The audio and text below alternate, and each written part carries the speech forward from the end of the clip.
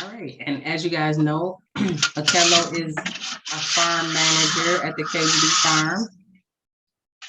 And so we are planting hot crops. You guys are out there planting hot crops. So we thought it'd be a great time to talk about how to care for hot crops. So I guess we could just jump right in, Okello, when you're ready. Yeah. Okay. All right, and I'll be going a little bit slower because there's a bit of a delay. But let me know if there's any interruptions and any questions, and I can backtrack and go into depth as much as we want. We got a lot of time. So next week is our hot crop distribution, and farm team has been putting in a lot of work, and volunteers as well, to prepare our hot crops and hot crop seeds for distribution. And now it's time to learn a little bit more about the plants that we're going to be with through this growing season. And so we have a lot of our old favorites: bush beans, basil, peppers, and a couple of new plants that we need to introduce to you all as well. And so we'll be going through all the plants that we have throughout the distribution. A lot of plants have similar growing needs, and other plants have different nuances. And so we'll try to break those down and make the growing process as easy as possible for you all through this class. And so down low, you can see some of the plants that we will have available for you all Monday and through the next couple of weeks when you pick up your plants. This sheet right here lists the plants that are available for family gardens. It's a little different for the community, school, and market gardens.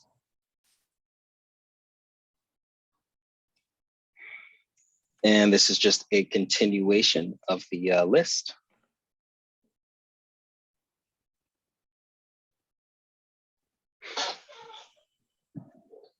All right. So general care tips, this is kind of the, the basics, things to keep on your mind as you're caring for your plants and as you're planting them inside of your garden. You want to make sure that your garden has enough lights. Most vegetables prefer about 8 to 10 hours of sunlight. And you want to make sure that your garden gets water 1 to 2 times a week. As you get your transplants into your garden, as they're getting established, you want to make sure that they don't dry out. So as they're babies, I would recommend that you check on them daily and give them water as needed, checking the roots, doing the good old thumb test to check the moisture on that.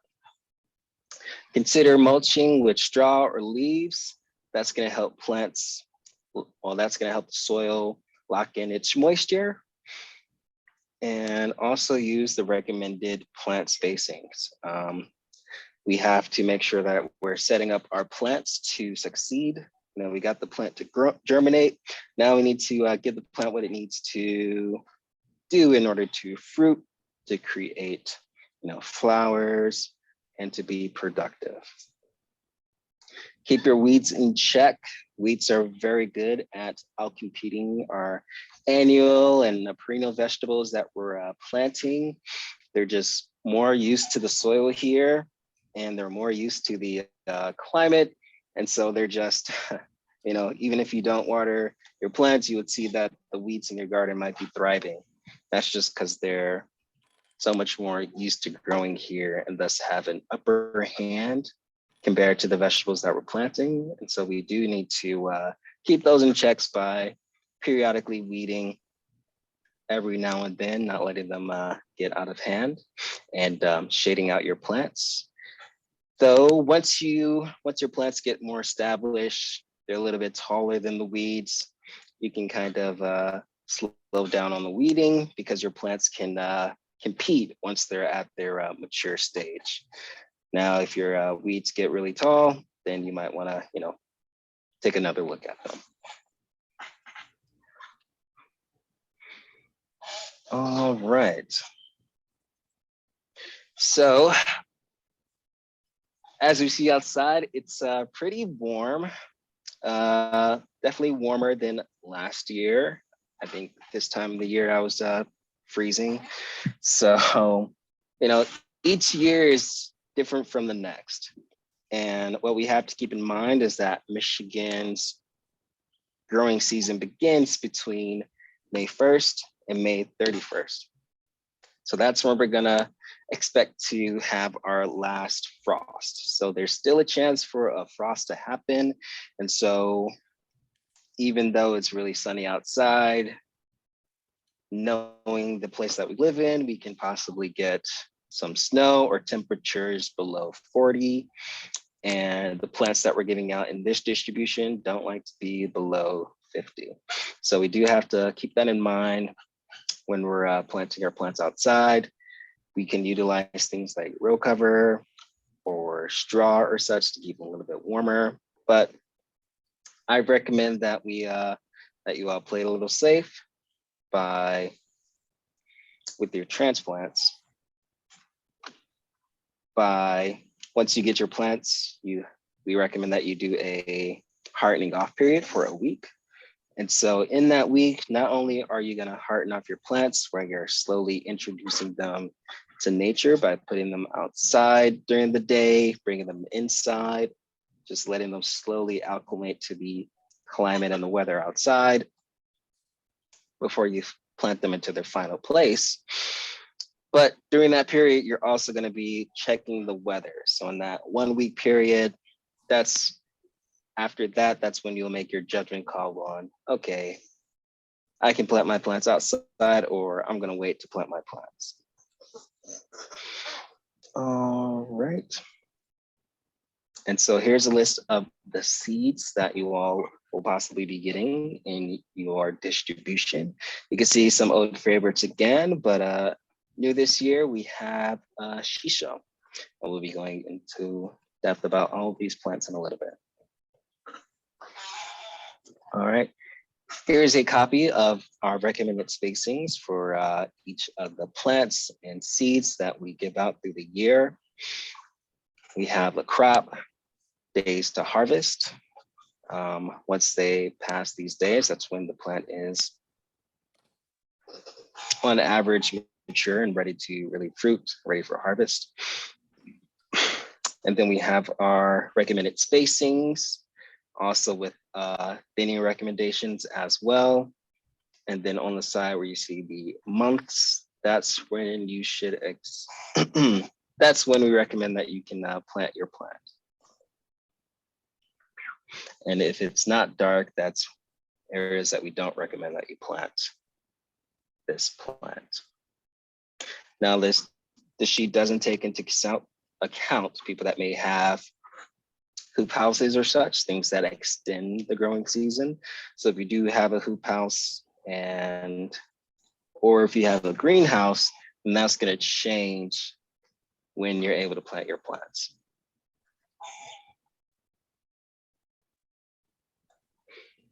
All right, so getting into our squashes. So squashes that we are giving out in our hot crop distribution, we have Hubbard squash, red curry, butternut squash, my personal favorite, and then we have summer squashes, zucchini, and yellow squash.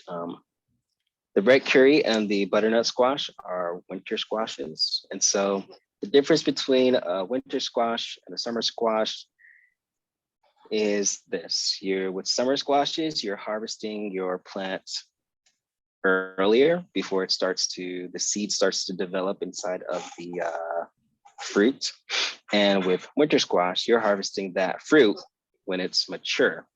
And so the period for summer squash is during the summer. The period for harvest with the winter squash are during the winter. And so getting into the spacing, so recommended spacings for pretty much all of our squashes are 2 feet between each plant. And if you have seeds, we recommend that you plant 1 to 2 seeds together in a mound. And let's see. T, is there a way to make it focus on me for the camera so I can just draw a mound in the background?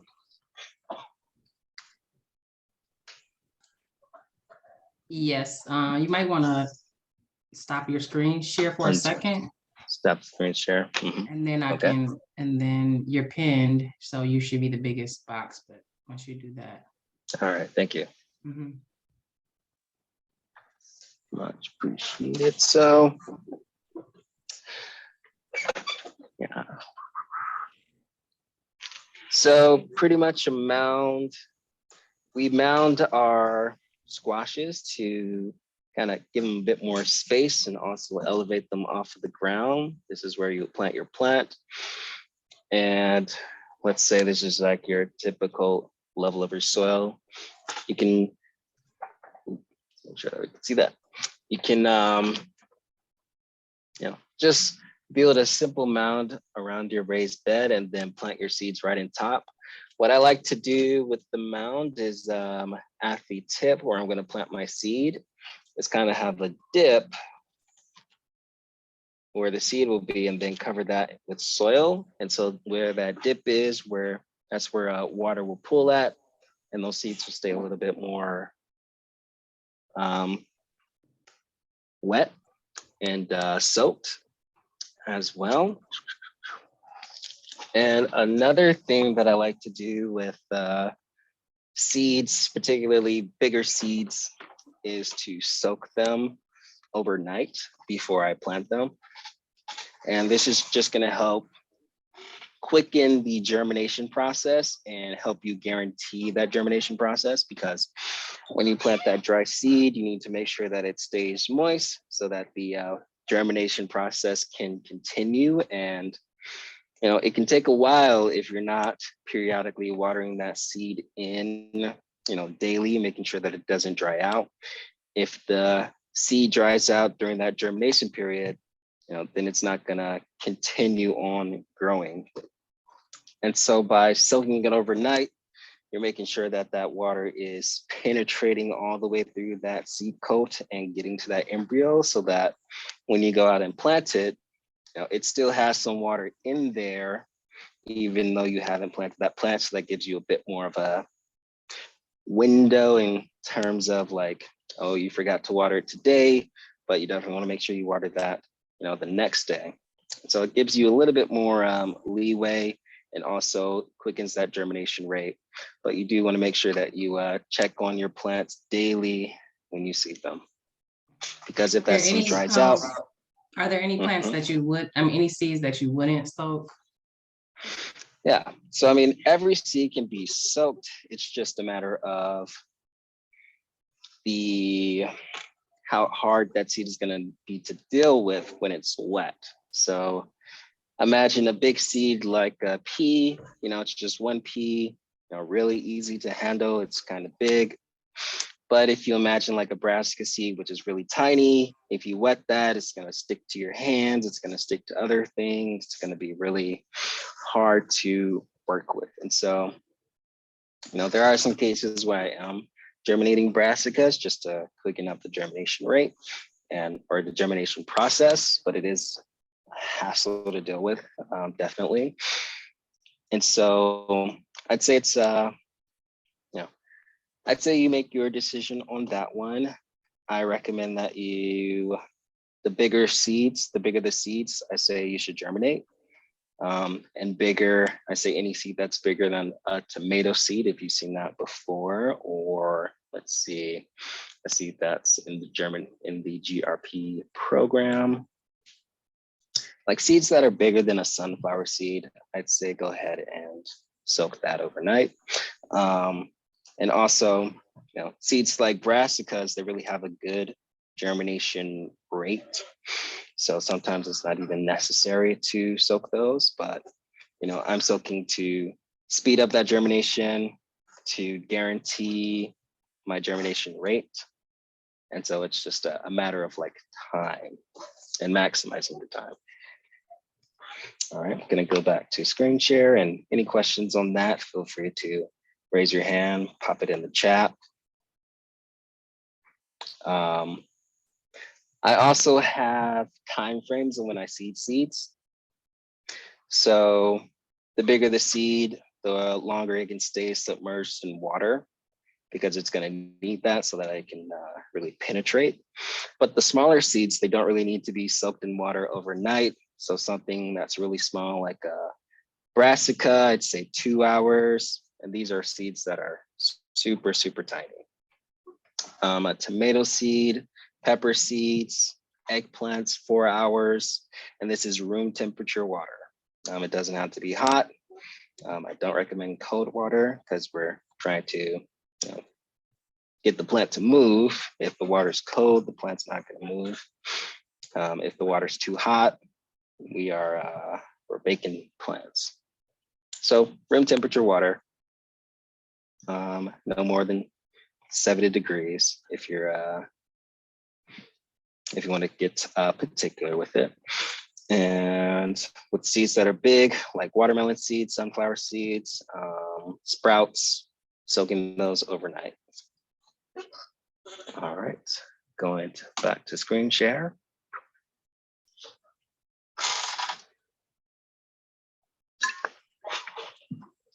All right.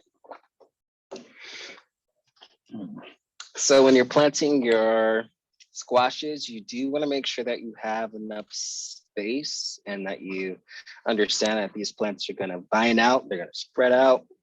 And so you want to make sure that you have a place for those vines to go.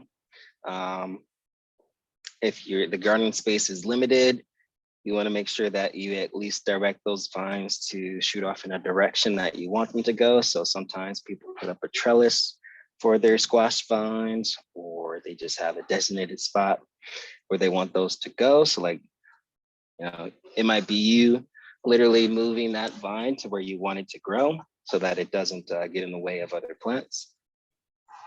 And there's many examples of things that people have done to direct their vines to grow where they want them to grow.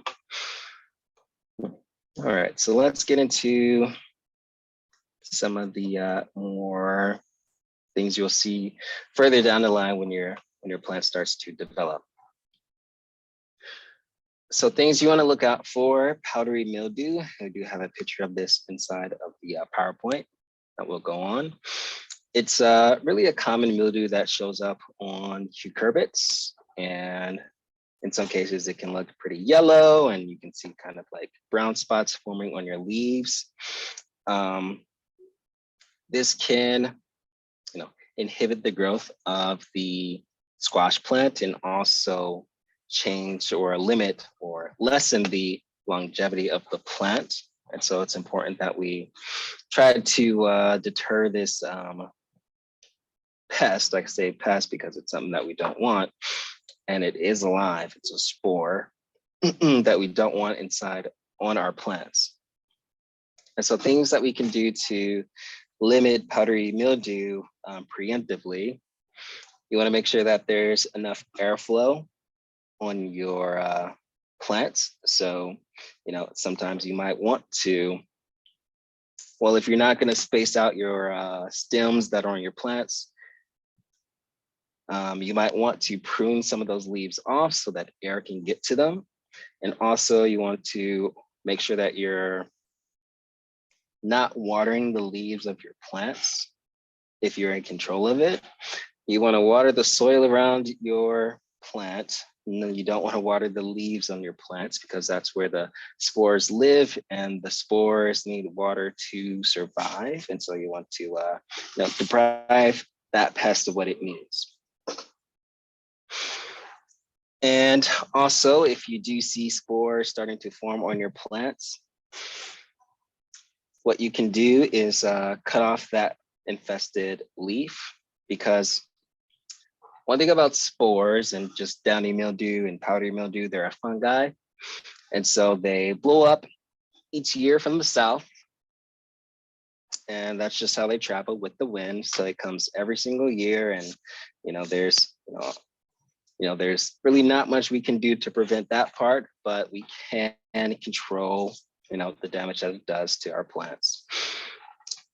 And so, they're super tiny. And so when they land on your plant, they need water to survive and such. So, it's not the presence of the spore that's the problem. It's it's the immune system of the plant, which is what we're focusing on, and depriving that spore of its of its habitat. And so, there might be powdery mildew on your plants, on your soil. That's okay. What we don't want to happen is for the signs or the spores to show on that leaf, because when we see it on that leaf, that means that it's pretty much fruiting. It's, more spores are going off into the air. And so when we see that spore on that plant where it's brown or yellow, that means that it's multiplying. And so that's what we don't want. And so that's why we recommend that you cut off those leaves, throw them in a trash bin, don't throw them in your compost, and such. Any questions about the spores? And then we'll talk about some of the remedial things you can do to address downy mildew and such. And in my experience with just farming, with diseases, with pest pressure from insects or fungi or such, it's really a matter of you, the farmer or gardener, understanding what's your threshold. How much can this insect eat until it's a problem for you? And answering that question for yourself, because there's, if I see, and I'm just going to switch to an insect, for example, if I see like one, butterfly cabbage moth, the white butterflies in the air, am I going to, start to, put my plans into process, start to do something about that pest? Probably not. It's just one. But if I see, 10, maybe 5, maybe such flying around in my garden, that's when you really start to, turn your gears, put your plans into place, or if you don't have anything in place and such. So it's a matter of understanding, what can your garden handle, what can your plants handle. Now, things that we can do if we see spores start to build up on our leaves, we can apply some amendments to them, or fungicides, homemade natural fungicides. And so there's a couple of options that are easily available. You can use milk. Milk kind of deprives the spores of what they really need. They kind of dry out. So versus water, which a spore likes, it does not like getting sprayed with milk. And so all you really need to do to use this one, I'm not sure on the details of if it needs to be cow milk or an almond milk or such. I'll assume that it's cow's milk in this one, but I have to look that one up to check. But assuming using cow's milk, you're gonna add about 40% to 60% water, and you can just put this inside of a spray bottle, and you can just treat your leaves by just spraying it right on top of your leaves. And when you're treating your plants, it's best that you do this before you see the damage, because remember, what we don't want is those spores to show, because if we see the spores, that means that the spores are multiplying. And so we want to, even though it might not look like, beforehand that there's no damage on your plant, the spores might be there. They're probably dormant. They're not fruiting. They're not multiplying, which is okay, but we don't want them to get to that stage where they're showing. And so you need to start spraying probably, let's see, in the timeline of plants, I would begin treating my plants in kind of mid-June after they're planted. And so this is you spraying once a week on your leaves. And so with milk, 40% milk, 60% water in a spray bottle, just spraying your plants. And you can, increase the amount proportionally to what you're using. Another option is baking soda. Baking soda works really well. The recipe for this one is 1/4 teaspoon to 16 ounces of water. And you can apply this in the same method. You just spray this right on top of the leaves. You want to do it before you see any pressure. And then another one is neem oil. Neem oil has many different uses. You can use it as a fungicide, and you can also use it on insects. But when you're using neem oil, you got to know it's an oil, so it will naturally separate from the water that you mix it in. So first you need to emulsify it. And to do this, you add a neem oil with a type of soap. I recommend you use a plant-based soap or an organic soap. And to go for extra points, I recommend that soap be a peppermint soap, because insects do not love the smell of peppermint. And so you're kind of doing, 2 birds, 1 stone if you're doing it this method. So that recipe is 2 parts neem oil to 1 part liquid soap. And you can do this proportionally. And then you're just going to add that to water. And then that should mix up. You shouldn't see any separating happening. And then you can just spray that as you would your milk or baking soda. But I do recommend with neem oil, since it is an oil, it does have the potential to burn your plants. I recommend that you spray that at night or earlier in the day on your plants. All right, any questions about applying those fungicides?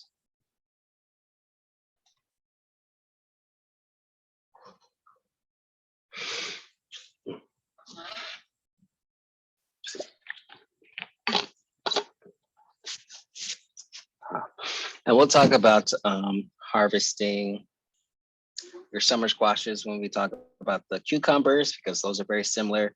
And then I have a slide about harvesting your winter squashes and a later slide as well. Mm-hmm. Do you would you recommend like those fungicides when you see the problem, or would you ever do it like preventative? You want to do it beforehand. Okay. So, I mean, you can still, it's best if you start to spray before you see something, because we need to know that those spores are super microscopic. They're probably already there, and you might, make the decision like, oh, there's nothing wrong with my plant. Then you come back the next week, or you come back the day later, and you start to see something. So, they're really tiny. So my advice is to assume that they're there, and kind of before, kind of June, mid-June, that's when I'd say start to, treat your plant once a week. And then also, if you do start to see spores start to show, know that means that they're multiplying, that there's shooting off spores into the air probably. You cut those leaves off, and that you put them inside of the garbage. If you're working with a lot of plants, so in farm school, they teach us, you wanna work with the uninfested plants first before you start to work with the infested plants, because we as farmers and gardeners can become the vector. So let's say, for example, if you were cleaning up or treating your area where you had your infestation, some of those might be on your clothes or something like that. And then when you move over to the plants that aren't infested, you're basically introducing that pest to those plants. And so, you want to treat those, going to work with the clean plants first, then at the end of the day or something like that, or afterward, you want to work with those infested plants. All right, so, very similar. Winter squash, summer squash, cucumbers are all in the same family, so they have very similar needs. Cucumbers, 2 feet plant spacing. You can even do 8 inches apart as well.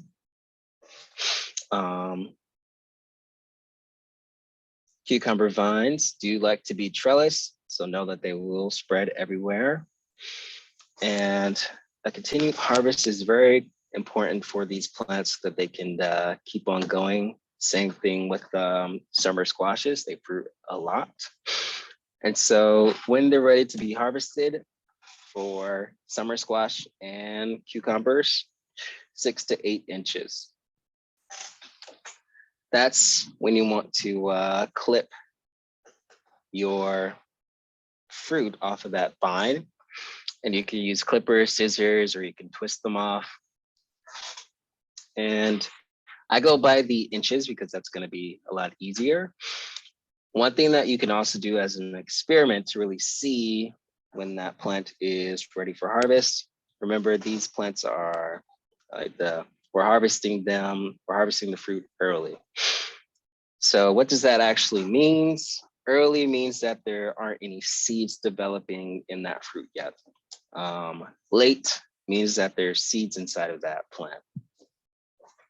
And when there's seeds showing inside of a fruiting crop, typically that means that the quality, the taste of that plant, the texture of that plant kind of degrades, isn't as good as it should be, or as we would like it. And so that's why we harvest those plants a little bit earlier, where the flesh is firmer, juicy, not plastically or styrofoamy, which we might see in some of our fruiting crops. And so that's why we harvest it early. So, the length of cucumbers and the yellow squashes and the zucchini is a sign, can be one of the signs of if that plant is ready for harvest, or if it's past meaning it's starting to fruit inside of it. And so we recommend 6 inches. But getting back to that example or experiment that you can do, you can harvest different zucchinis at different sizes. You could do some at 6 inches, some at 10 inches. Zucchinis get really long. Cucumbers, not that long, but they get probably about 8 inches or so. But like with zucchini, for example, which I think we've all seen some really big zucchinis. If you cut open one that's 6 inches, you look inside and you should see not that many seeds developing, really small, flat seeds. And if you taste it, it's not really like you're biting into it. It's soft. And if you compare that to a really long zucchini, you cut that open, you see that the seeds are a bit thicker. The flesh might be a little bit more spongier. And that's just basically the plant, starting to develop those seeds. And so for our purposes, for taste and such, we prefer some summer crops to be harvested earlier. All right, so same thing, powdery mildew with your cucumbers and cucurbids. Cucurbids is the name of the family for summer squashes and cucumbers and melons. There's also some pests. So cucumber beetles, spider mites. Let's see if we have a slide on those. Yeah. I'll quickly talk about the spider mites. So spider mites, you typically see those if you are growing your cucumbers or squashes inside, because spider mites, they don't like the rain. And spider mites can also be treated with neem oil. And also, yeah, with the neem oil.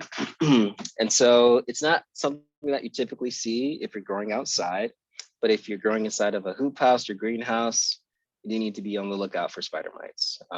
Other things that you can do, you can blast those vines with water and such. But if you're growing them outside, you don't really have to worry about spider mites. And we'll talk about the cucumber beetles in a bit. All right, our watermelons. We have, in this year's GRP distribution, we have watermelons and we have a muskmelon as well, or a cantaloupe. So management style, very similar to the summer squash and the winter squash and such. So about 2 feet apart with mounds. They need lots of water. Want to make sure that you're watering them at least once a week. They require a lot of space. So if you do have a small garden, you want to make sure that you have a place for those leaves to go.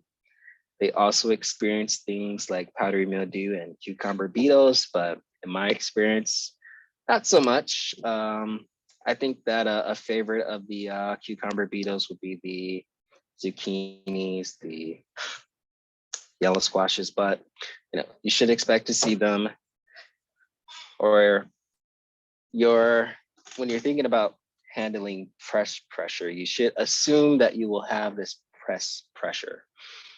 And so you should have things in place or have a plan for when you see those plants or see those pests.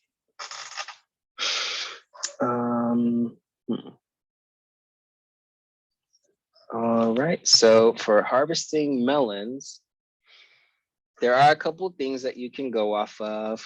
The spot on the bottom of where the plant touches the ground should be turning yellow. You need to just pay attention to the hue of that yellow and how that color changes. And once it's like really, I guess, more vibrant, that's another sign. That's a sign that the plant is ready to go. So you want to watch it turn from green to yellow. When it's yellow, ready to harvest. The harvest sign that I go by, and I have a picture of this in the slide, is the tendril that is on the closest vine of that watermelon plant. And I'm gonna do stop the screen share for a bit and pin myself just to draw that out. There we go. All right, there. Look at that, learning how to use Zoom. Okay. Or beat you to a T. No. All right, so imagine this is our watermelon. This is the vine part that's connected to the plant.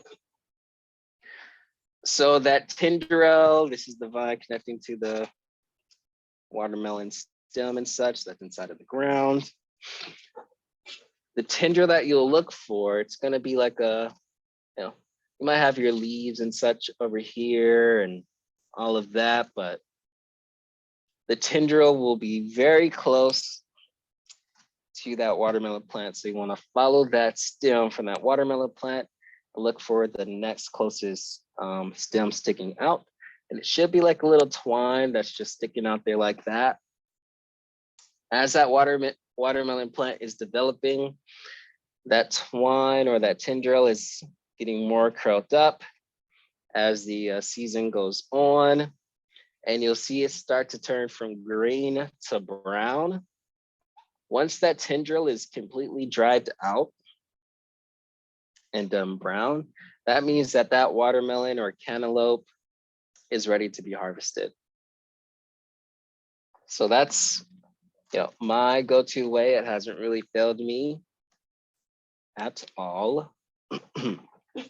That is so good to know, because it's the worst thing to cut open Yeah. a watermelon Yeah. that you've been growing for months. And it's not ready. Yeah, It's the worst thing.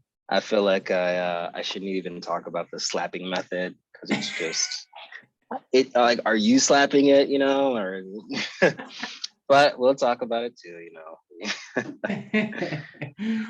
Let me go back to screen share. But there is another method that, you know, people, you know, swear by, the thump method. You know, slapping the melon to, you know, base the readiness, the ripeness off it, off the sound that you hear off of it. So, I mean, if it's muffled, that means that the sound is not ready. If it's hollow, you know, it's not ready. But if you hear like a clear thud, and I can't really demonstrate that with the sound right now, it's kind of like you have to have the melon and you have to have it. Like, the best way to really tell, to really use this method so that you know, my opinion would be to have a melon that's already, that you know is ready. And how you know it's ready, you use the tendril test, where that's browned out. So you got that melon right next to you, and you can slap that melon and you should hear the thud as well. But you can use that and compare that sound to other melons. And if melons like that sound similar to it, then those melons, in theory, should be harvestable as well. But my recommendation in terms of these three methods, the tendril is the best way to tell. The spot, second best way, the yellow spot on the bottom. And then the third best way would be the thud. All right. Let's see, anything else for the listening here? Yeah. Oh, also another edible part of the watermelon or melon plants, particularly with the zucchinis and the summer squashes, the blossoms are also edible. So you can use those in different types of dishes or garnishes as well, even with the cucumbers too. I haven't personally tried them with the leaves off of a watermelon and the winter squash. I think, well, the reason why we typically use them from the cucumbers, the zucchinis, the yellow squashes are because those ones fruit a lot. They're just, you know, going throughout the summer, but things like your watermelons and your winter squashes, you know, those are longer taking fruits. So every single flower that you get, you know, you want that watermelon because it takes a little bit longer, and it also takes a little bit longer with that winter squash. So don't recommend that you harvest the flowers off of those ones unless, you know, it is your plant.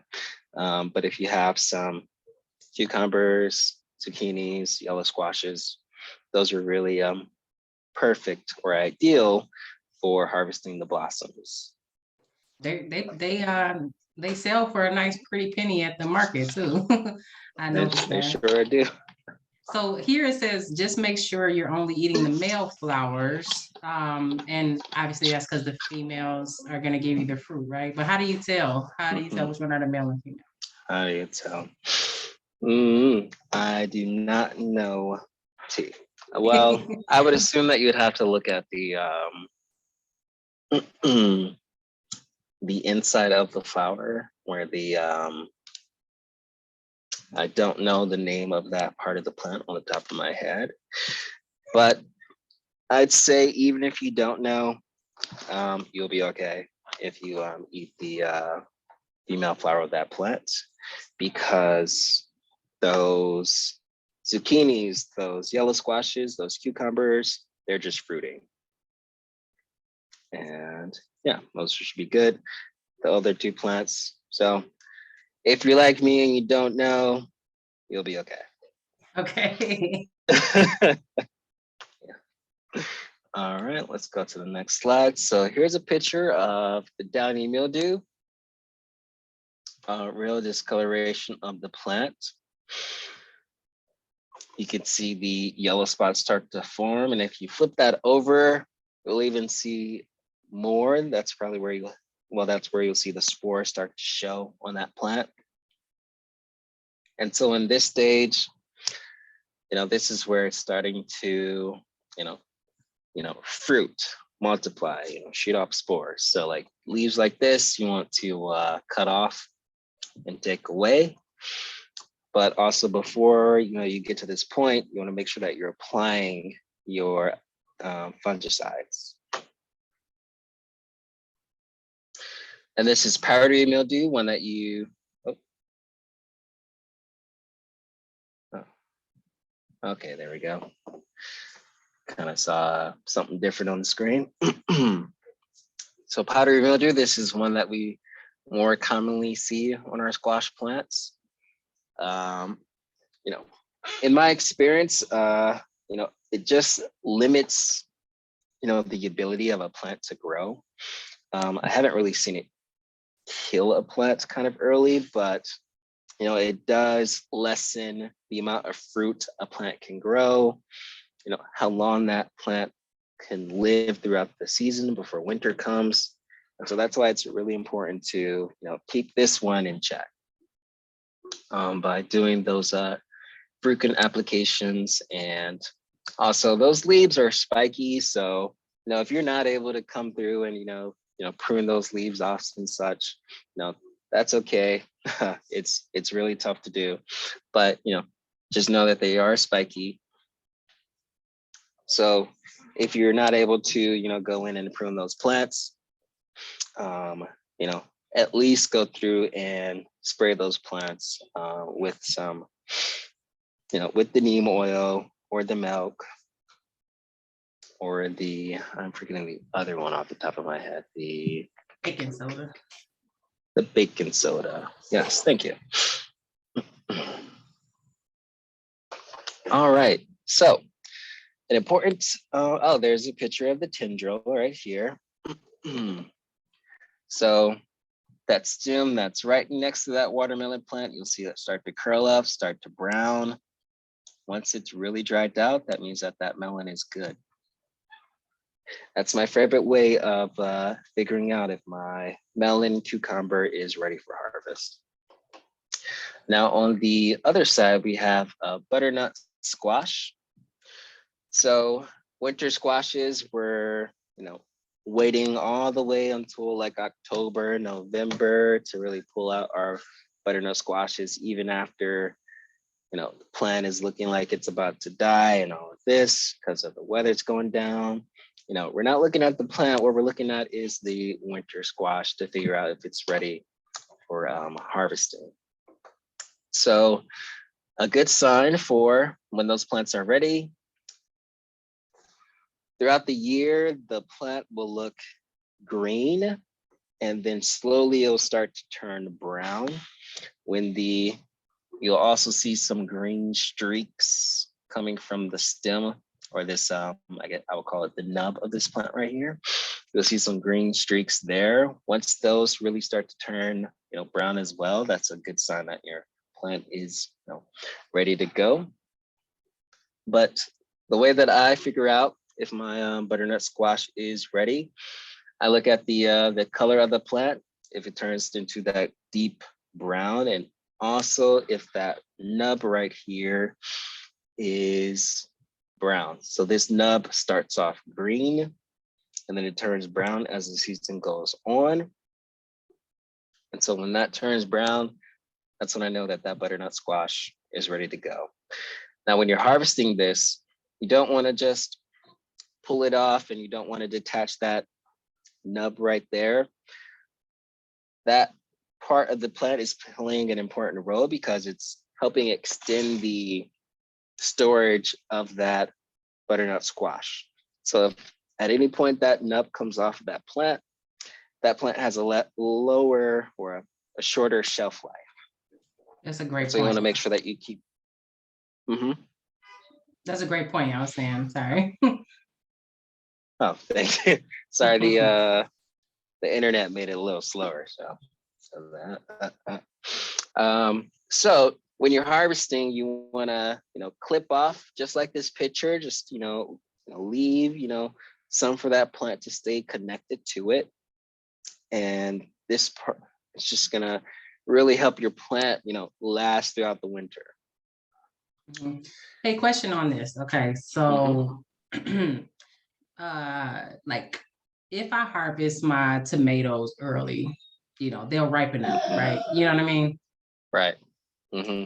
If I harvest my melons or squash early, is there anything I can do about that? Will they ripen up or no? No, they won't ripen up. Dang. They'll kind of be as is. They will they'll be They be stay as as is. is. Yeah. Yeah. Yes. But Yeah. those ones are a bit more forgiving because tomatoes, they don't really last that long on the vine, though I do love some vine ripened tomatoes. If you leave them on there too long, they can spoil or become overripe too fast. But with melons, for example, or the butternut winter squash, they're on the stem for a long time. So there's more of a window for you to get. But you also have other competing factors, particularly with the melons. Other animals love those. The butternut winter squashes are pretty pest free if the shell is still intact. As far as animals go, insects, the cucumber beetle, squash bug, it likes to hover around the leaves of this. The cucumber beetle. So this is a picture of the cucumber beetle, which loves cucurbits, watermelon, melons, zucchinis, butternut winter squash. All of those plants in the cucumber family are a favorite of the cucumber beetle. The cucumber beetle, a little bit about its biology. It can overwinter in the debris of a leftover squash plant or its home. And so that's why crop rotation is super important, that you move your plants to a different place. And also if you don't leave any plant debris in the bed over the winter, because there's a high possibility there's some cucumber beetle eggs inside of there. Let's see, they also can fly. So sometimes they do fly up from the warmer climates and come here, but they can also overwinter. Flying also makes them a bit more harder to keep in check in the garden. And let's see, those are the more important things to know about the cucumber beetle. With insects in general, there's this theory of degree days. So based on the average amount of degrees that a week or a day typically hits, let's say, for example, if it's 70 degrees consistently, we might start to see pigweed start to germinate inside of the ground. If it's 60 degrees typically, or 50 degrees typically, we might start to see chickweed start to germinate in the ground. So different insects and plants have different degrees that they like to start at. And so they know just through their genetics and just how they, got used to the climate and such, that based on how warm it is outside, that's going to tell them when to start to germinate or when to start to grow. And so for like cucumber beetles, for example, they like it when it's warm. So, you know, I think with this temperature that we're getting, you know, people, well, you know, this is a pretty warm temperature. That doesn't mean that we're going to start to see cucumber beetles right now, because we have to have those consistent degree days. So, you know, we might not have this weather outside. And right now it's been about, for those who are going to be watching this later and not live in our current weather. Right now it's been about 7 degrees for like the past 4 days or such. And so if I'm an egg of a cucumber beetle, yes, it's been 70 degrees for like the past couple of days, but I don't really know yet if it's the right time for me to go out there, because things could change and it could start to get cold. So I might wait a little bit. You know, some eggs might not wait, but it's a natural dormancy that you know, all things have when they're you know, hatching from seeds or starting from an egg. And so if we continue on with this 70-degree weather, we will start to see more insects come out. We will start to see more of our summer weeds start to grow. You already seen chickweed, we already seen the dandelions. They have a lower, you know, degree days. And so in our pest pressure management, what we can start to think is, oh, we're going to start seeing, you know, mosquitoes. We're going to start seeing cucumber beetles. We're going to start seeing, you know, Japanese beetles, because they like the warmer weather. So that's how we kind of predict and foresee and forecast when we'll start to see different pests start to show up in the garden. It's all based on consistent temperatures, meeting, you know, what they like to germinate, or, you know, meeting their climate needs. You know, that's why we don't see beetles or bees or such during the winter. We don't see those, you know, multiplying throughout the winter, because it's just too cold for them. You know, sometimes you might see a fly or such, you know, during the winter. But if you think about it, it's been warm a couple of days during the winter, so some flies might have germinated a little early. You know, you start to see that sometimes, or it might have been in your house. And so with that said, what are some things that we can do about the cucumber beetles? So one thing that we can do is, oh, I don't have the name of this in here, but one thing that you can do with your plants is put on something that's called howlin, I have to pull up this name, sorry everybody. Howlin clay. Let me get the spelling of that for you. T, could you look up that for me for a bit? Whoops. And this is basically a powder that goes on top of your plants, and it basically comes from wood shavings. And so what this does, it's the fibers of it are so microscopic and really sharp for insects that have vertebrae on the outside, so under their exoskeleton on the outside. And so when they walk on top of this, that really gets into their crevices, and it's not fun for them. And so this is something that can be used to treat your plants before you plant it outside. It's basically a powder that you mix with water, and then you dunk it on into your plants. And it's really, really easily available and affordable.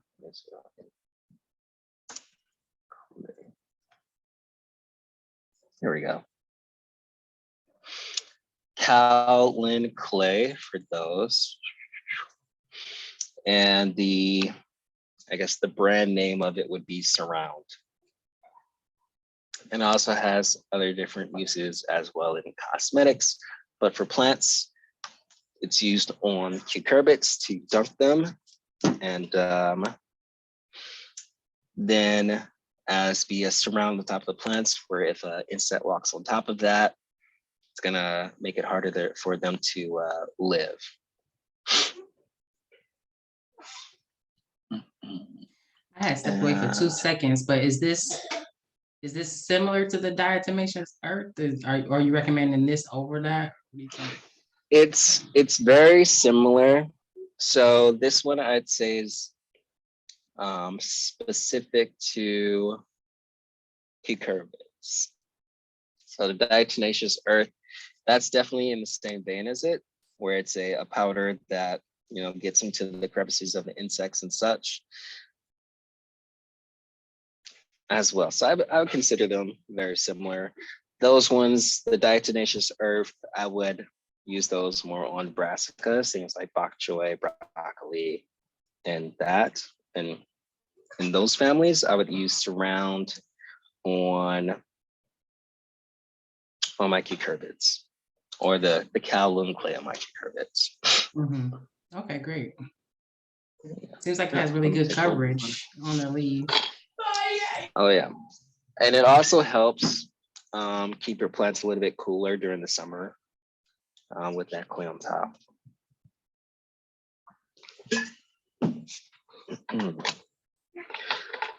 All right, let's see. How are we doing on time, T? I feel like I'm haven't even scratched the surface yet, but there's a lot. We're about an hour in, so I mean, typically our classes are an hour and a half or 2 hours. So, yeah. All right, we might be going for 2 hours based on her rate, but we'll see if I can speed it up, but still keep it. Try to go in depth on things. All right, so beans. Beans, we have 3 different types. We have black-eyed peas, which is a dry bean that we'll have available. A dry bean means that we're basically gonna be harvesting it for the seeds, not so much the green bean. So that means that we'll let it go a little bit longer, let that bean dry out, get really big, and then harvest the seeds. Pole beans and bush beans, those are for green beans. That means that we're harvesting those ones early, and we're not letting them, you know, get mature. We're not letting those seeds develop too much. And we'll have a picture of that in a later slide. In the picture here, we have some of our old favorites, some of our, I believe the name of this variety is Oriental Wonder, an Asian bean variety. All right, so for beans, we recommend that you plant those seeds 4 to 6 inches apart in rows 18 inches apart. And that's for pole beans. Pole beans, meaning that they need to be staked. So they need some support for some type of trellis. Bush beans, those can be planted a little bit closer, 3 to 4 inches apart.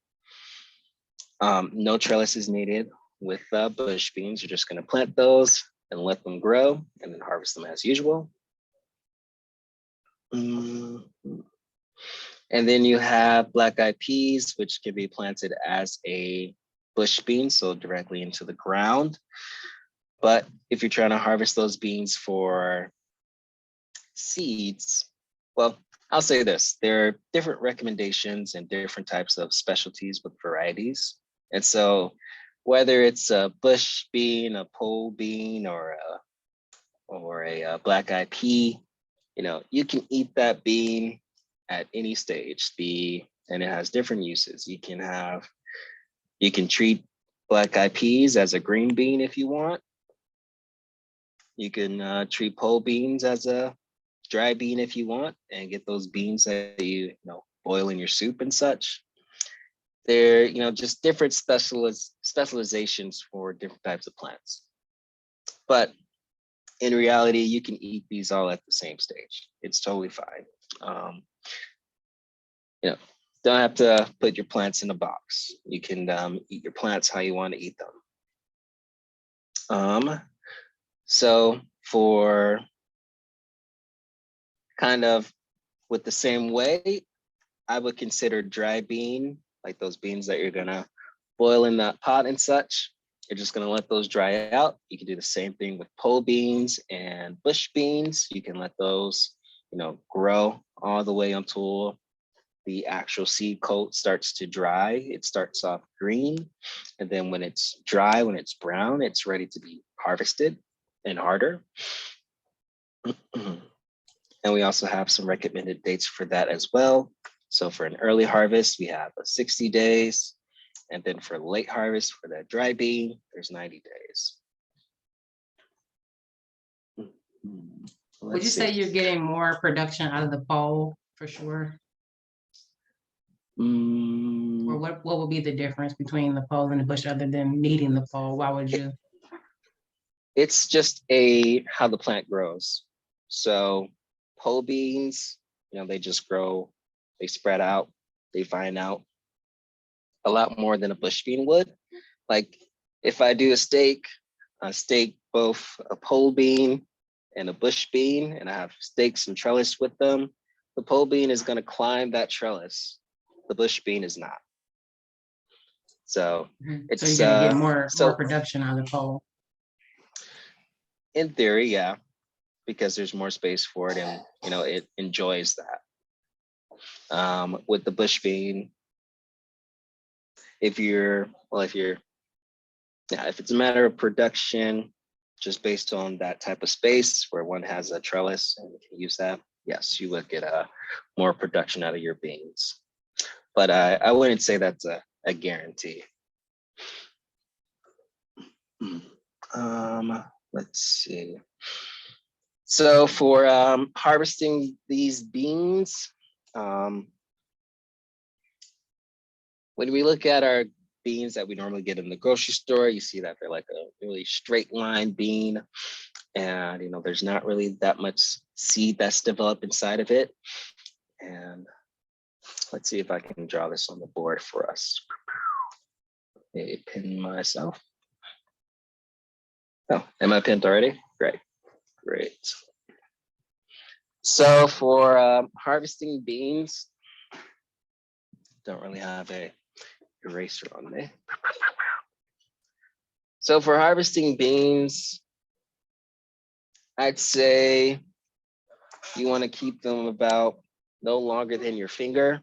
That's where you're really going to get that, you know, that peak taste with your beans.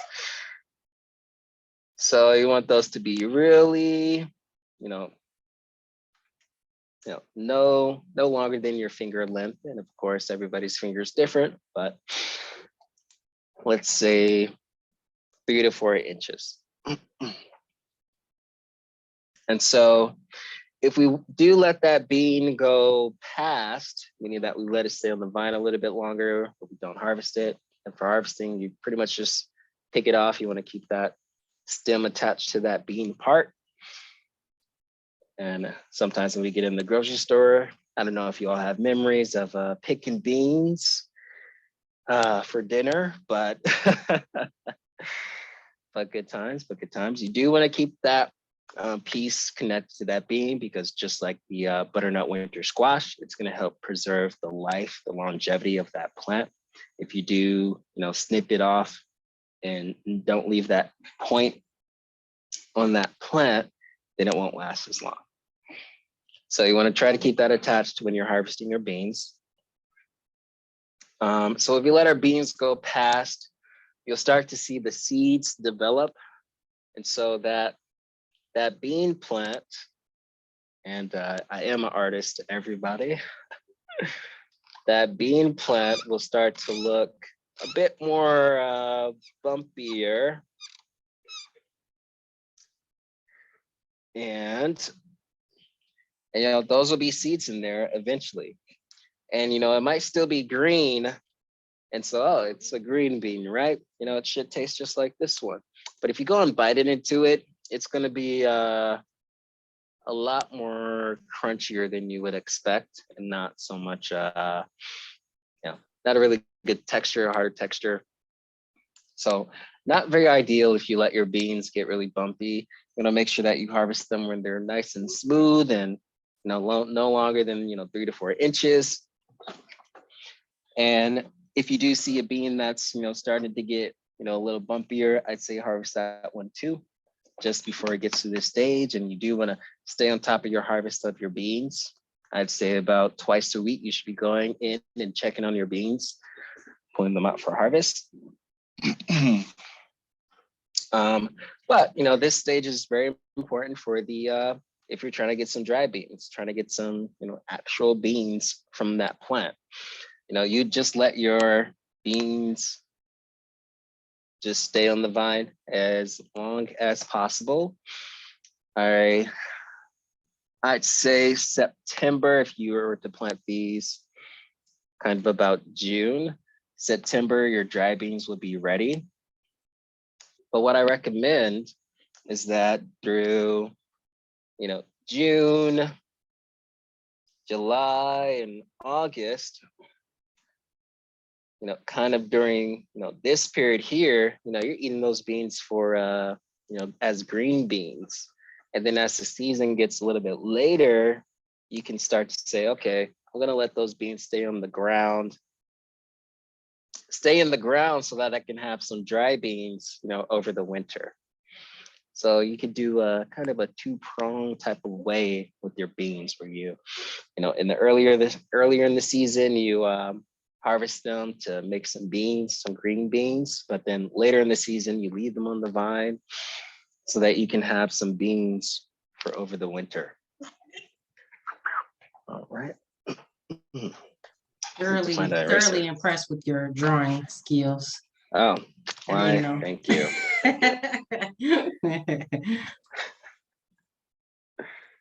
All right, let's see. Let's go back to the PowerPoints. All right. We're gonna try and speed through the flowers. They're just very straightforward. Some of them can be used as cut flowers. I'd say just plant these at the recommended spacing and you should be good. Just for the sake of time, we'll just kind of just move on to the next thing. Flowers, here's the spacing that we recommend for them. And some of them you can use as cut flowers. Some flowers are really great for eating as well and for keeping birds in your garden. Yeah, hope nobody has any burning questions about flowers, but we are starting to run out. And we still got tomatoes, peppers, basil, and our herbs to talk about. All right, so it's almost time for tomato planting in our main crops. All right.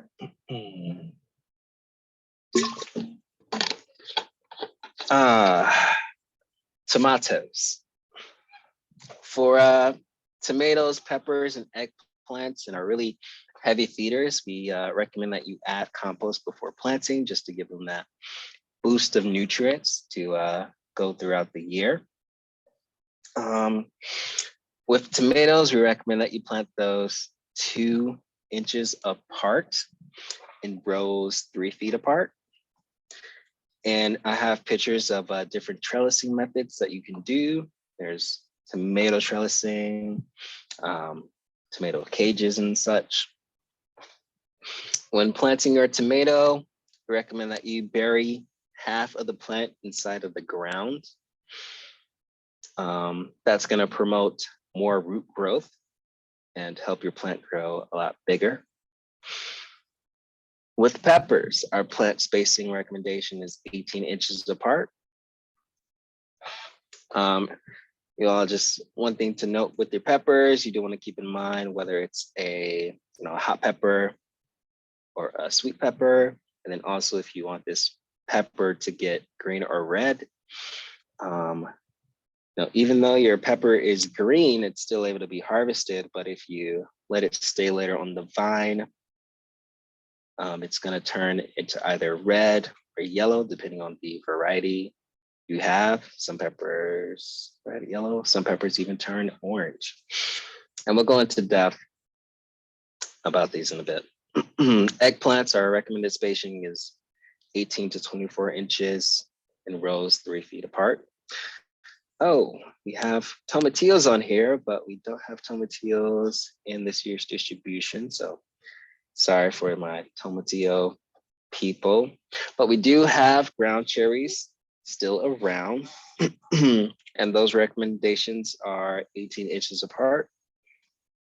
What I really like about ground cherries, they come pre-wrapped.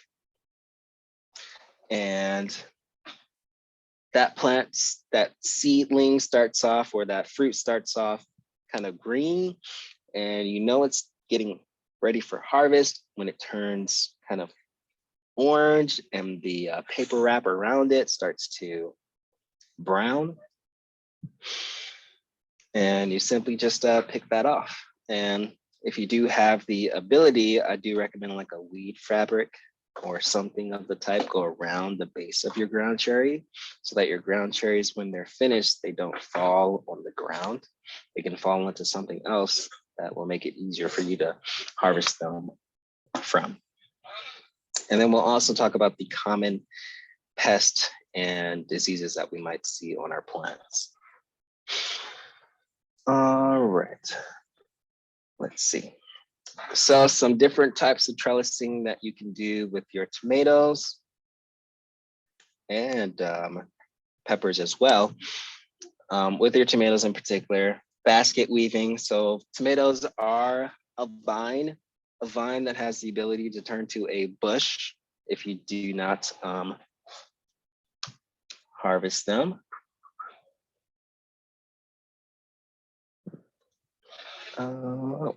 Pardon. Oh, I got a question in the chat about the ground cherries. Yes, you can seed those seedlings. Yes, you can put those right into the ground. Ground cherries are really good at reseeding themselves. So Tish, you might see some ground cherries already starting to germinate, well, in a couple of days or so. We did talk about degree days, so I do recommend that you go back and check out the recording once that's on the website. Getting back into it, we have some examples. So basket weaving, if we look at this method here, I think this might be another point where I do some drawing. All right. Let me go get some towels.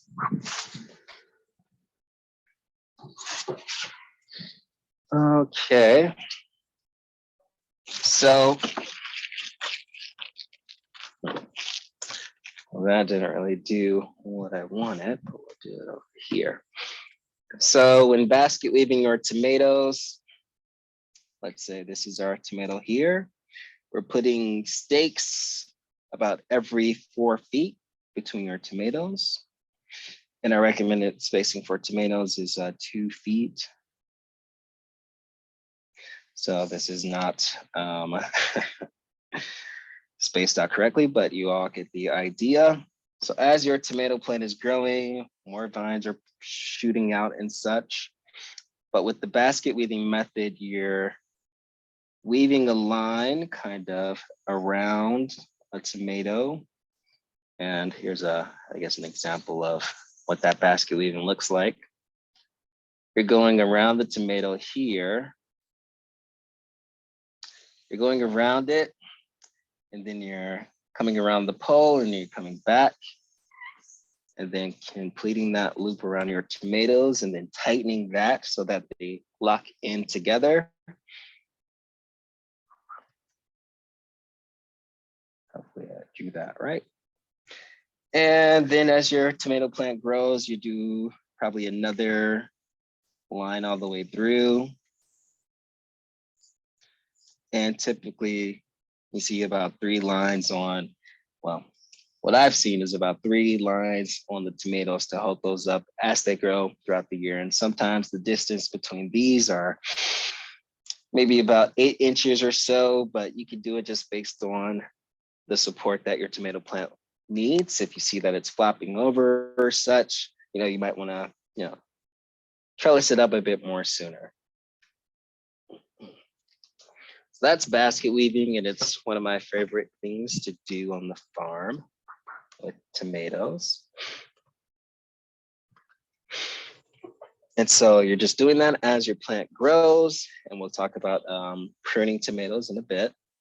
Another method is good old staking. Down here in the bottom, you just stick, you put a stick right directly next to your tomato plant. And then you're just tying it up with a string or such to just keep it stabilized. And you're tying it up as the plant grows as well.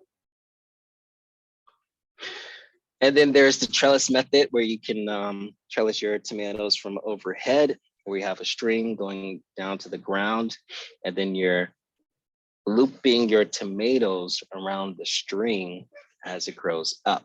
And so with this method, well, with all methods, you do have to come back periodically and trim your tomato, or align your tomato, wrap the string around your tomatoes every now and then.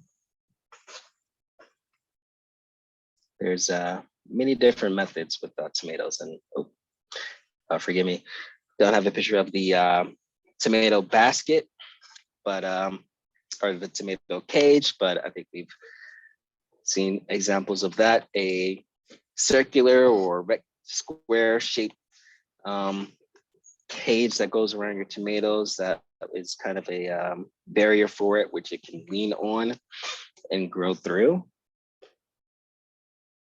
Very common in a lot of gardens. And I mentioned that tomatoes are a vine that has the ability to become a bush. And it has that ability to become a bush, and because it has this thing that are called suckers. And so suckers, well, before I say suckers, tomatoes have a leader stem, their growing tip, which is what's just growing up and up. Because it's a vine, it doesn't really have a limit. The only limits are just the environmental properties around it and its growing conditions. And so if everything was perfect, that tomato plant would get super, super tall. And it would also grow lots of suckers. Suckers are stems that have the ability to become more growing tips, more leaders. And so when we're training our tomatoes, we want to keep those suckers pruned, because if your tomatoes just growing suckers, it's not really focusing on growing those flower clusters, which we want. And so to improve the possibility for tomatoes to grow, we want to prune off those sucker plants. And also, pruning helps you manage your tomato plant, because if you just have a really bushy tomato, you don't have airflow, you don't have a place for those tomatoes to grow, and you just have a lot of vegetation. You have a tomato plant, but you don't got tomatoes. And all right, thank you, Monique. See you next time. And so we want to prune those tomatoes, and there are different styles of pruning, and there's different management, so many different management techniques for tomatoes. There's 1 liter systems where you just keep 1 growing tip, or 2 liter systems where you keep 2 growing tips, or even 3. It can be up to you. At the farm, we have done 2 liter systems with our greenhouse tomatoes. We're inside where we have them trellised like this, but imagine inside of a greenhouse. And we have 2 leaders, so 2 strings that are connected to 2 plants that are going to go up. This year, we're going to do a 1 leader system. Now, 1 leader doesn't mean that there's just 1 vine. There's still leaves that are coming off of that plant. There's still flower clusters and such, but there's just not that many suckers that we're letting take over. And so when you come in to prune your tomatoes, what you're doing basically is snipping off or pricking off those sucker plants. And for management practices at the farm, we put a lot of attention into our greenhouse tomatoes. And then we also have farm tomatoes, which we might prune maybe in like the first 1 or 2, 3 weeks of the tomato's life. But after that, we put it in the basket weaving method, and then we just let our tomatoes go. You know, we make sure that they're structured and that they're within, you know, the string and such. But after that, you know, we let those tomatoes grow and we harvest those plants. And so, just waiting for the PowerPoint to catch up. There we go. So when we're harvesting our tomatoes, there are different stages that that plant might be at. And there's different ways that you can harvest your tomatoes. The ripe stage, you know, we're number 7, where it's red, you know, that's what's ready to eat. That's what's nice and firm, not too squishy, no blemishes or such, you know, very ideal. If we're harvesting our tomato too early, let's say everything before 4, so 1, 2, 3, and 4, way too early for it to be harvested. Now I say that because 5 and 6, tomatoes have the ability to ripen off of the vine and still retain a lot of their good flavor. So if you're, let's say for production purposes, or you just want to get your tomato off the vine because, you know, a squirrel has been eyeing it, you can harvest that tomato at the 5 or 6 stage, and it's pretty much when some color starts to show on that tomato plant. So Roma tomatoes, cherry tomatoes, heirlooms, and hybrid tomatoes, you can do this with. Now, when you do that, note that the tomato will ripen from the bottom to the top. And so to kind of encourage ripening, if you're taking it off of the vine, you wanna, when you put that tomato down, you wanna flip it upside down. That's gonna help it ripen faster. Let's see, eggplants. Oh. All right, I'm gonna try to get through everything, but there's always so much I wanna say about our plants.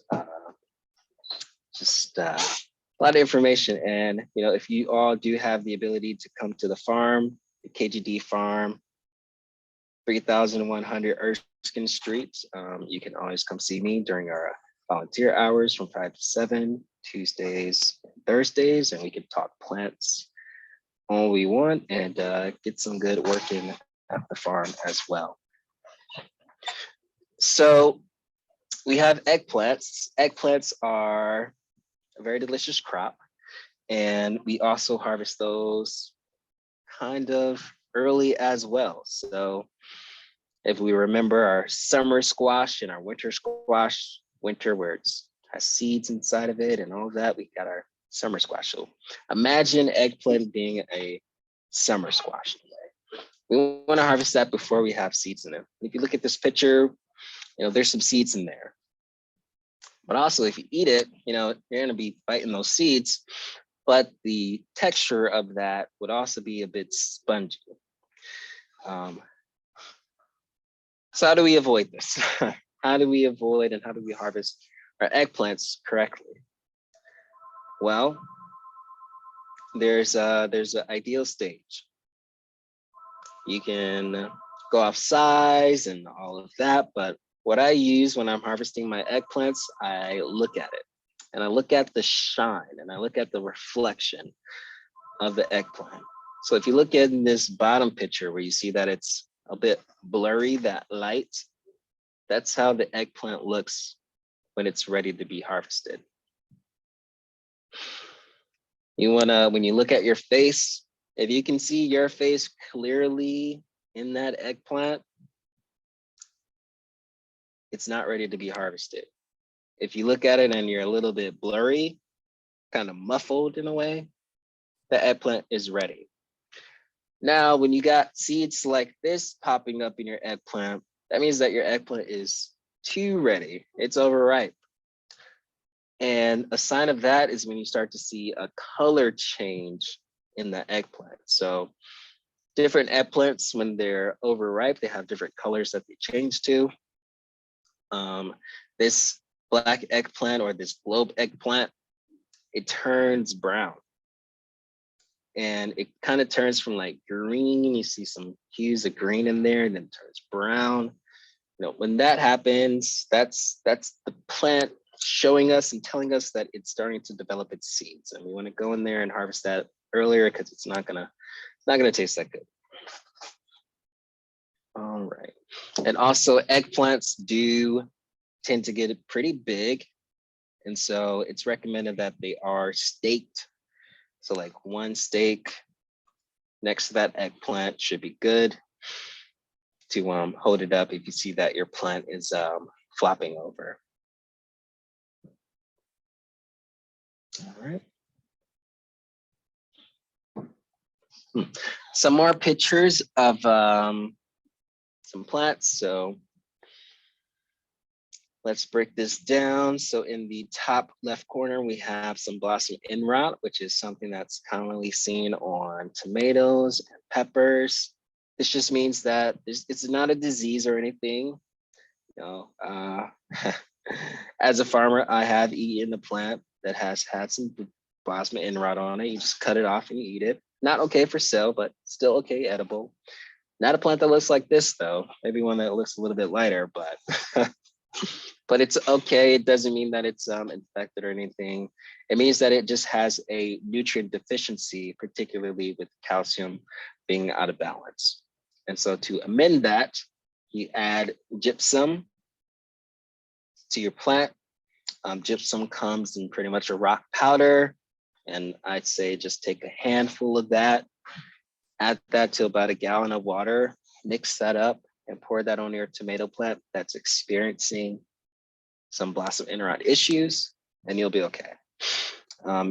It will take some time for that plant to take in that nutrients, but you don't want to overtreat your plants, but you do want to do something about it because that is a sign of a nutrient imbalance and something that you can do to address that. So gypsum, handful, gallon of water, mix that right on your top of your plant.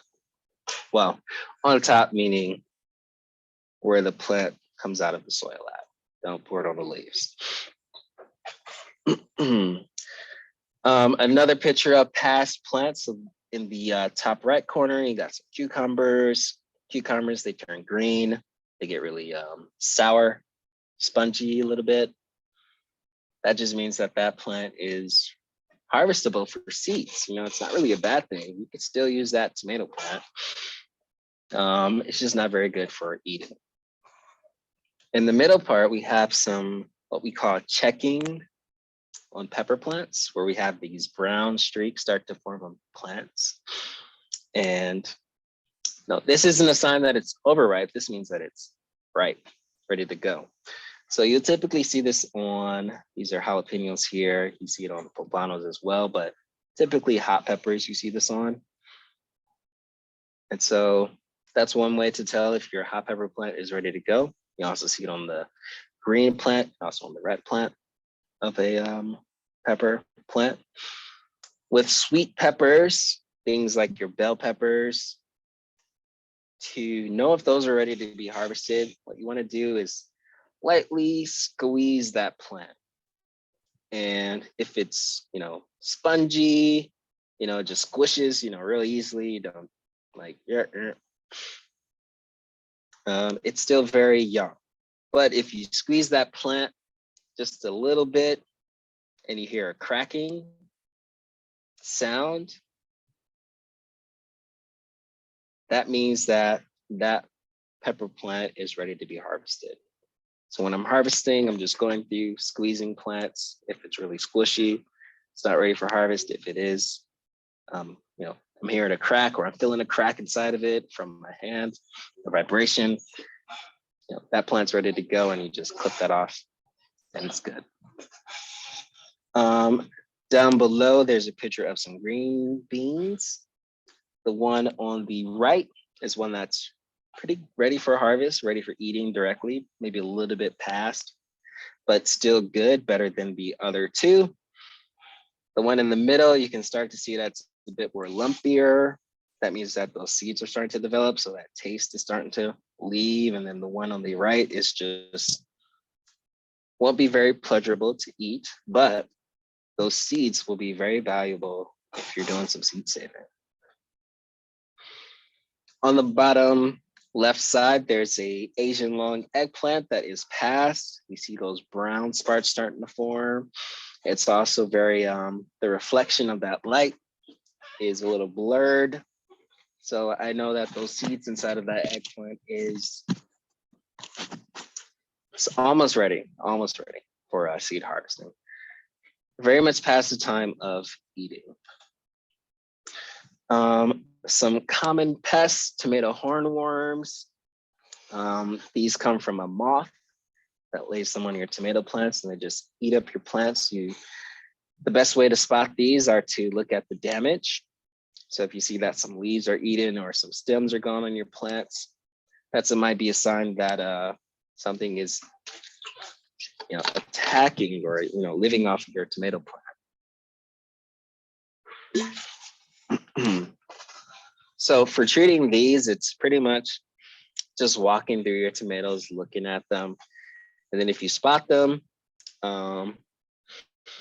they don't bite or anything like that. They might be called hornworm, but they are harmless to us. All you have to do is just pick them up, put them in a bucket, and then that's taken care of. But they are very beautiful though. Flea beetles, we talked about diatomaceous earth on top of these. Flea beetles are also one that have a degree day. Well, all plants have a degree day. But they really love eggplants, and they can really damage and interrupt the growth of an eggplant plant. And so a crop rotation is really important for these because they don't fly. So it's going to take them a little bit longer to find that eggplant. Also, they live inside of the soil, so it's important that you don't reuse eggplants if you don't compost the eggplants that were infested, or you don't leave that debris of crops inside of the soil over the winter, because some eggs could be in there in that crop debris. And also I recommend that you cover your eggplants with some type of remake or insect netting just to keep those flea beetles away. In some cases, the eggplant can live through that damage, but if the flea beetles eat too many leaves, that's going to affect, how that plant gets its nutrients from the sun and so on. Aphids, a very fun friend of crops. And also this is another threshold thing to know for yourself and for your plant. Aphids, they can be a problem and they can't be a problem. If you see aphids, all of your plants, then that's a problem. But if you see it on like just a couple of leaves, one or two or such, not really a huge deal. Something that you can easily take care of with just a hand pick, or you can even just cut off that part of the plant and compost that or throw it away. You can also use neem oil to to spray on top of those pests. And that will also take care of those. And yeah, in terms of like when aphids can really like destroy a plant is more susceptible to aphids when they're in their transplant stage or a seedling stage.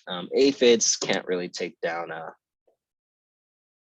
a fully mature plant. So just keep that in mind. And also, I guess a bit about their, a little bit about the biology of aphids. They do multiply asexually. So all these aphids we're looking at right now are probably sisters. In some cases, they do develop wings, not all of them, but some of them when they want to spread out and such. They do come in, they fly in through the wind. So coming from the south, they don't really overwinter in the north unless you left them inside of your greenhouse. That has happened to me a little bit, but they do die over the winter, so they winter kill. And so yeah, that's important to know about aphids. If you do you know, close off your area, or if you have an indoor garden or inside garden and you're keeping things separated, you should be okay from those. But just know that they're not like a huge problem. They're pretty easy to address. But they can spread, so it's kind of like, yeah. Yeah, so there are some other options. You can use non-detergent soap for aphids as well. And also the neem oil. You can mix in some cayenne pepper with that as well. And also just a good old blast of water will knock those down. Here's just a list of some of our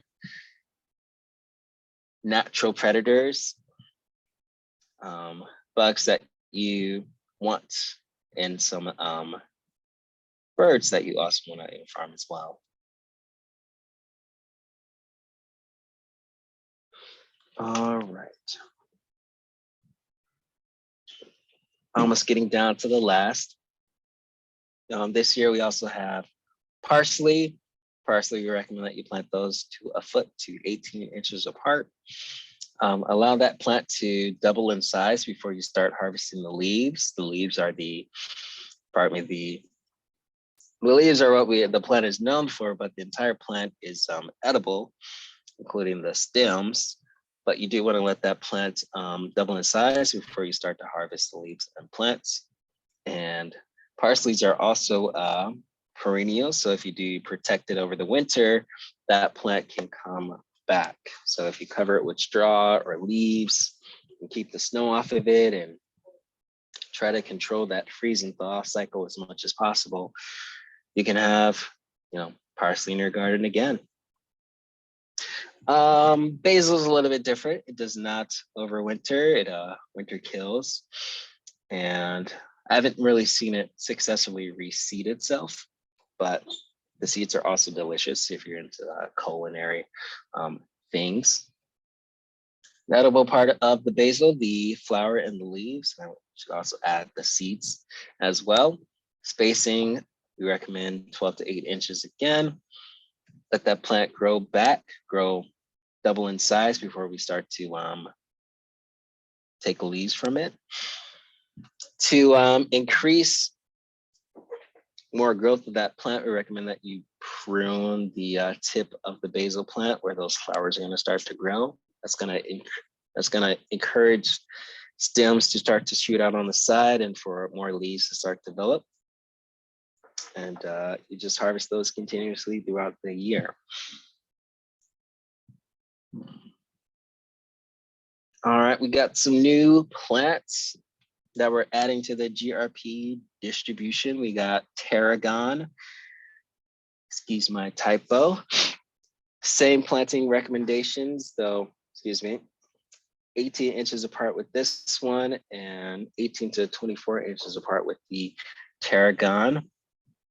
Once you get your tarragon, You might taste it and say, this doesn't taste like tarragon. Well, tarragon needs warmer weather to really start to produce its taste. And so just know that once you get it in there and it's a little bit hotter, then your tarragon will start to taste like it's licorice. So don't worry about that.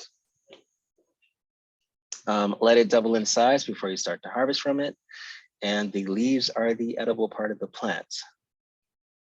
And also same thing with the parsley. Tarragon is perennial, so protect that as much as possible, and you have tarragon for years to come. Our new plants, shisho. Shisho is a Asian green, and you can use it in salads, on garnishes, and such. The edible parts are the leaves and flowers. Recommended spacing is 6 to 12 inches apart per seed. It's coming in a seed with this one. And you want to grow it like you grow your basil. And so that means that you're gonna let it double in size before you start to harvest it, at least when that plant is 18 inches or taller. You want to pinch the growing tips regularly to produce more bushier plants.